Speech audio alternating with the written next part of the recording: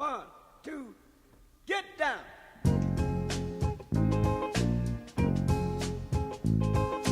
Paid the cost to be the boss.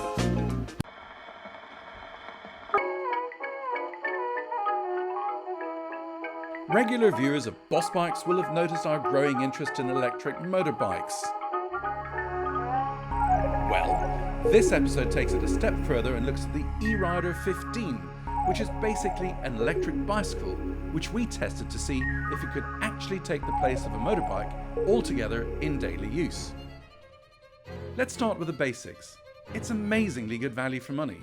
With a Model 15, you get a vehicle that can do around 25 miles on a charge that costs next to nothing, taking you in and out of work or fooling around wherever you live. It's hard not to be preoccupied by how much you get for your money, with regular deals meaning that this will set you back little more than £1,000 most of the time.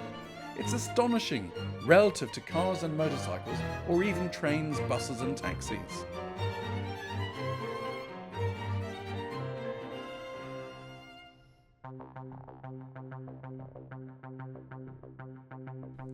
It's light, but not too small to accommodate riders who are 6 foot or thereabouts. It does so on a comfortable seat that's got storage underneath. It provides a useful cubbyhole and a small top box too.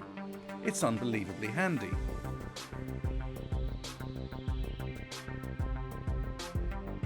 Meanwhile, there are LED lights, indicators, a horn, and a useful little dashboard.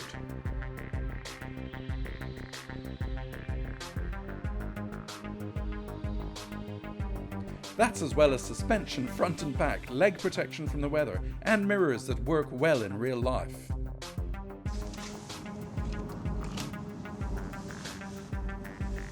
There's a bit of a rear seat and even rear pegs for a pillion, though it'd be an exaggeration to say that riding 2-up is really viable as a regular option.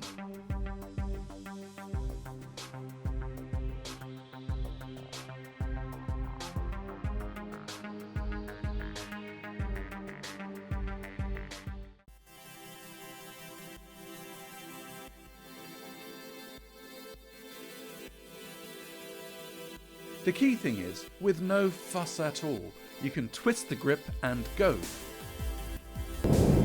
Waiting for a bus? Get one of these! And go to about 15 miles an hour immediately. Okay, bus, you're big. I'll get into my little bicycle lane now, because that's what I'm meant to do.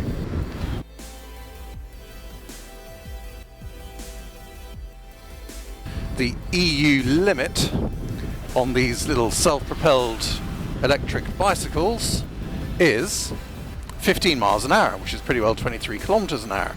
So look at me doing exactly what you do on a motorbike with not a whole heap of power, but I'm still filtering and making progress in the way that I would do on a 4-cylinder 1-litre superbike.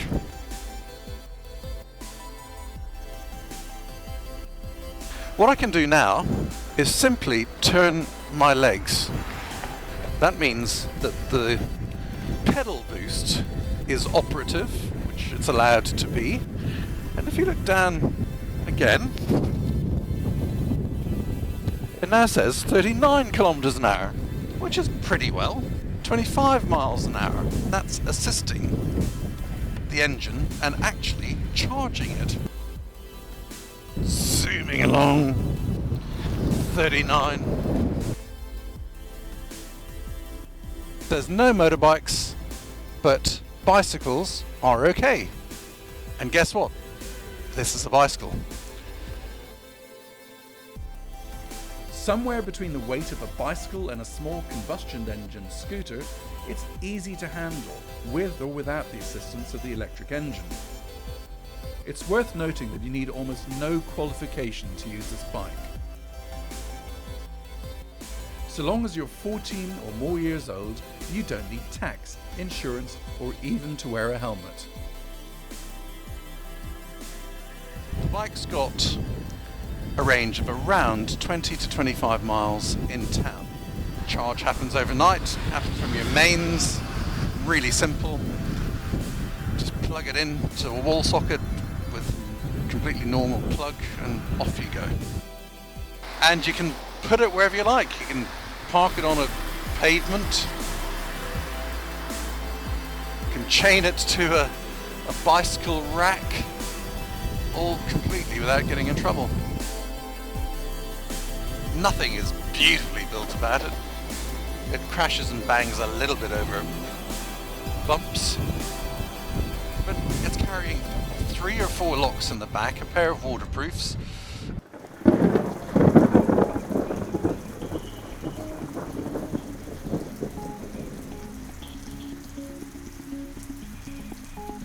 So, is it a real option to a motorcycle? There really is no vehicle you can use that gives you more choices about how to get around. Of course, it's not that big a thrill to ride in terms of its performance. It's just a light little electrically motored bike-cum-scooter, and its build quality suggests that it's not a long-term investment.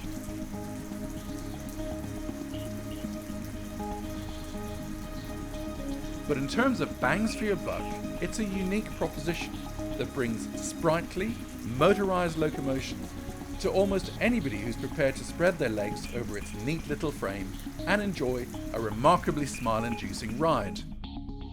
For us, this little eRider 15 is something of a monkey, scampering along with exceptional flexibility and amusing you with its go-anywhere flexibility.